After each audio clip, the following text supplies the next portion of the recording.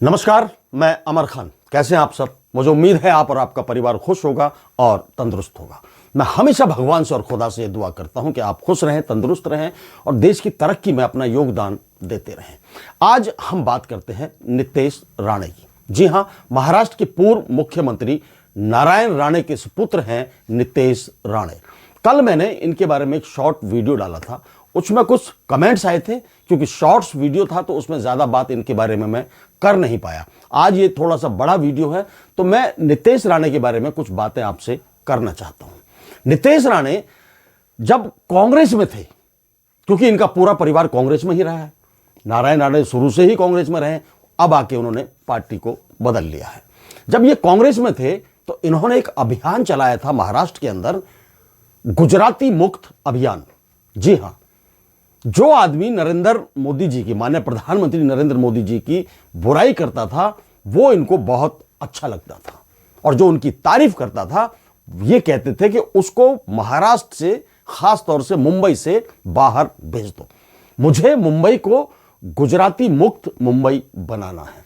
ये नितेश राणे के शब्द हुआ करते थे जब ये कांग्रेस में हुआ करते थे। उस वक्त ये बाबा सिद्दीकी के घर, जो कांग्रेस के विधायक थे, उनकी इफ्तार पार्टी में खूब जाते थे और बिरयानी उड़ाते थे, बिरयानी खाते थे, दब के गले मिलते थे, सब कुछ ठीक ठाक था इनकी जिंदगी में। जैसे जैसे इनका वक्त बदलता रहा और ये कांग्रेस छोड़कर जब से बीजेपी में आए तब से इनके दिमाग में जो ना खून सवार हो गया। एक ही पक्ष की बात करते हैं, ना तो कुछ ही किसी के साथ न्याय की बात करते हैं, ना किसी के साथ सहारे की बात करते हैं, सिर्फ और सिर्फ हिंदुत्ववादी ये बात करते हैं। रामगिरी महाराज हैं, उन्होंने कुछ मोहम्मद साहब के बारे में बोल दिया था तो उनके खिलाफ जैसे लोग होते हैं उन्होंने प्रदर्शन किया हल्का फुल्का। तो इन्होंने कहा कि रामगिरी महाराज को यदि कोई बात कहता है या कुछ हो गया उनको तो हम मुसलमानों को घर में जाकर मारेंगे, मस्जिदों में घुसकर मारेंगे। मस्जिदों में आप नहीं घुसते हो, घुसते हैं आपके जो नीचे काम करते हैं उनको आप भेज देते हो, मस्जिदों में घुस जाओ, झंडा फहरा दो, और जब उधर से लोग भी आते हैं, इधर से लोग भी आते हैं तो नेचुरल है कि झगड़ा होगा और झगड़े में वो लोग मारे जाते हैं। उनके माँ बाप तड़फते रहते हैं कि हमारा बेटा मारा गया, तब आपकी आंखों में आंसू नहीं छलकते हैं, आप नहीं किसी का हमदर्द बनकर जाते हैं। तुम्हारी बातों से देश के अंदर पिछले 10 सालों में जो इस तरह के लोग बात करते हैं, धर्म को लेकर लड़ाई झगड़े करवाते हैं, हजारों लोग मारे गए हैं, हजारों घर उजड़ गए हैं। आपको असर नहीं पड़ता क्योंकि आपकी राजनीति चलती है उस चीज से। बाबा सिद्दीकी के घर बिरयानी आपको बहुत अच्छी लगती थी। इन्होंने कहा कि असदुद्दीन ओवैसी की जबान जो काट कर लाएगा मैं उसको इनाम दूंगा। भाई नितेश राणे, तेरे को एक बात बताऊं, असदुद्दीन ओवैसी और तुम एक ही थाली के चट्टे बट्टे हो। वो मुसलमानों को भड़काता है, तुम हिंदुओं को भड़काते हो, और दोनों का राज चल रहा है, ऐश कर रहे हैं, पैसा ले रहे हैं सरकारों से। यहां आए, हेलीकॉप्टर से उतरे, भड़काया, हेलीकॉप्टर में बैठे और निकल गए। आपस में लोग लड़ते रहते हैं। मैं इस बात को बार बार कहता हूं कि सामने यदि हम किसी को सुनने जा रहे हैं तो उसकी बात का असर हमारे दिल और दिमाग पर होता है। यदि वो गलत बात कहेगा तो गलत असर होगा, अच्छी बात कहेगा तो अच्छा असर होगा। तुम लोग अच्छी बातें कर नहीं सकते क्योंकि तुम्हारी राजनीति चलेगी नहीं। नितेश राणे ने एक बार नगर निगम के एक इंजीनियर के ऊपर कीचड़ फेंक दिया, उसको खंबे से बांध दिया। इसकी प्रवृत्ति देखिए आप।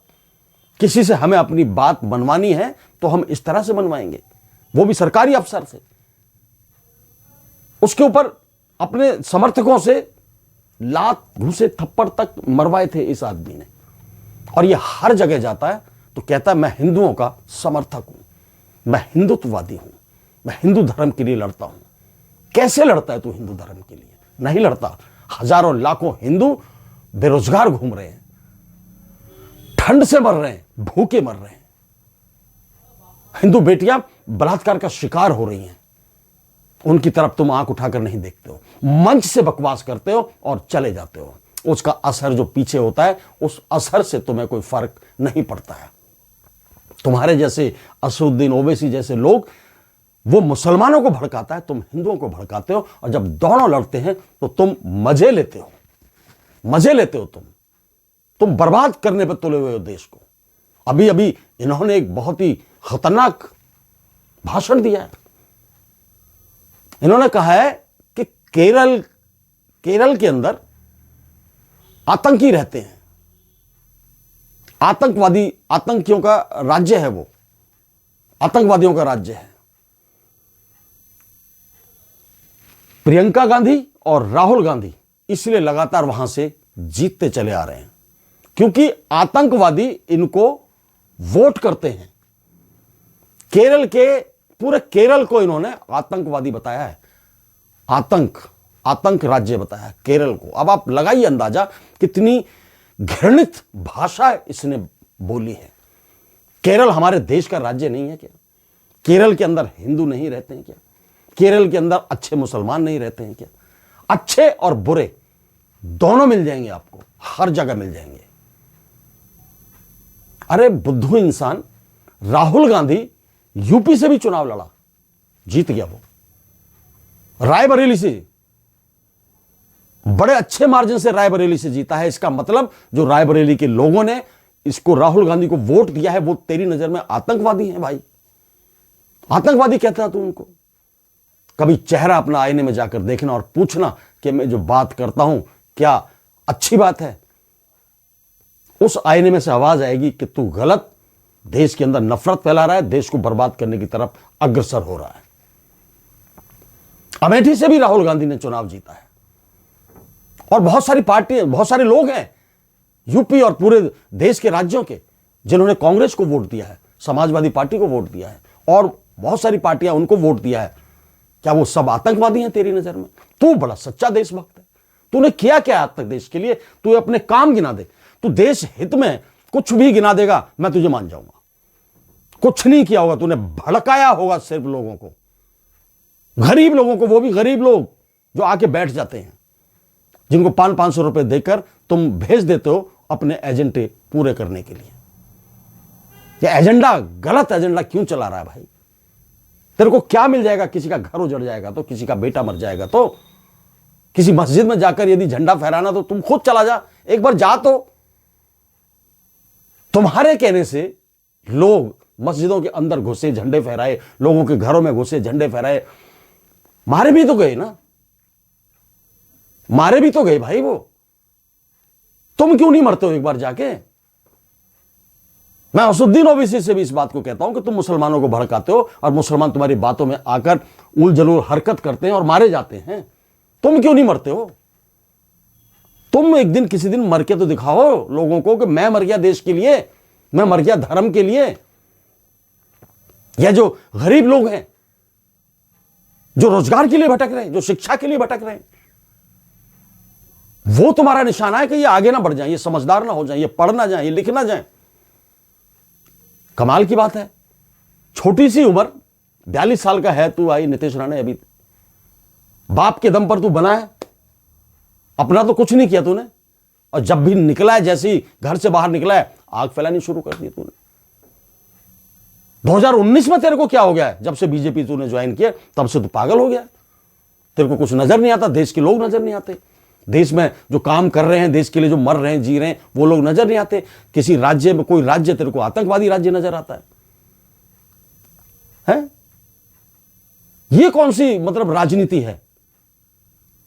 तुम्हारी राजनीति तुम्हें आगे बढ़ाने के लिए है, हेलीकॉप्टरों में घुमाने के लिए, हवाई जहाजों में घुमाने के लिए, ऐशो आराम करने के लिए। और जो तुम्हारी राजनीति करवाते हैं, जो तुमको वोट देकर जिताते हैं, वो तुम्हारी नजर में कीड़े मकोड़े हैं, जीव जंतु हैं। मरते हैं तो मरने दो। मैं अपनी बात कहकर चला आया, अब ये मेरी बात का असर इन पर होगा। ये जाएंगे, लाठी डंडे उठाएंगे और मारकाट मचाएंगे। क्या मिलता है? देश मजबूत होता है। पूरी दुनिया में किसी भी देश को उठाकर देख लीजिए, हर देश में हर धर्म के लोग रहते हैं। पिछड़ता जा रहा है हमारा देश। एक साथ डिसीजन लेना तो ले लो फिर। नहीं, डिसीजन भी नहीं लेना, भड़काना है हमें, तो धीरे धीरे करके उस जहर को फैलाना है। और जो आप लोगों में नहीं फैलेगा, वो बड़े लोगों में नहीं फैलेगा, वो छोटे लोगों में फैलता है। और वो छोटे लोगों में जब फैलता है तो वो लोग मारे जाते हैं, बेचारे बर्बाद हो जाते हैं। तो मैं उससे फर्क नहीं पड़ता। तो मेरा तो ये मानना है नीतीश कि यदि तुझे देश से सच्चा प्यार है, तू पढ़ा लिखा है, मैंने पढ़ा है तेरे बारे में, तू पढ़ा लिखा है, यूनिवर्सिटी से पढ़ा है, तो देश के युवाओं को अच्छा मैसेज दे भाई। उनको मोटिवेट कर कि आप पढ़िए लिखिए, अच्छी नौकरी करिए, अच्छा बिजनेस करिए और अपने परिवार को आगे बढ़ाओ। तब जाकर हमारा देश मजबूत होना शुरू होगा। हर घर मजबूत होगा ना, तब देश मजबूत होता है। सिर्फ नेता मजबूत होने से देश मजबूत नहीं होता भाई। नेता तो मजबूत ही है, लाखों करोड़ों रुपए हैं उनके पास, बंगले, गाड़ियां, ऐशो आराम, हवाई जहाज, दुनिया भर की सुविधाएं हैं उनके पास। तो उल्टी सीधी बात करके तुम जीत जाओ, फिर लोगों को लड़ाते रहो। गलत चीज किसी को भी बर्दाश्त नहीं होनी चाहिए। मैं नीतीश आपसे फिर इस बात को कहता हूं कि जब आप निकलते हो घर से तो पॉजिटिव माइंड लेकर निकलो, नेगेटिविटी को जाने दो, फेंक दो उठाकर। और जो भी आपके संपर्क में लोग आते हैं उनको पढ़ने के लिए आप मोटिवेट करिए, उनका हौसला बढ़ाइए कि आप देश के नागरिक हैं, आप पढ़िए लिखिए, हम आपको सपोर्ट करेंगे और आप आगे बढ़ेंगे। नीतीश राणे की मैं छोटी सी जानकारी आपको देता हूं। देखिए, मैंने पूरी जानकारी निकाली तब इतनी बात मैंने आपसे कही है। इनका जन्म 23 जून 1982 को हुआ। 40-42 साल के हैं अभी, आग फैला रहे हैं, क्या फायदा नीतीश। पत्नी ऋतुजा राणे हैं इनकी पत्नी का नाम। पिता आप जानते ही हैं, पूर्व मुख्यमंत्री नारायण राणे साहब। माताश्री का नाम है नीलम एन राणे। शिक्षा इन्होंने यूनिवर्सिटी ऑफ मुंबई से की। कंकावली से ये विधायक हैं और इस वक्त महाराष्ट्र सरकार में कैबिनेट मंत्री भी हैं।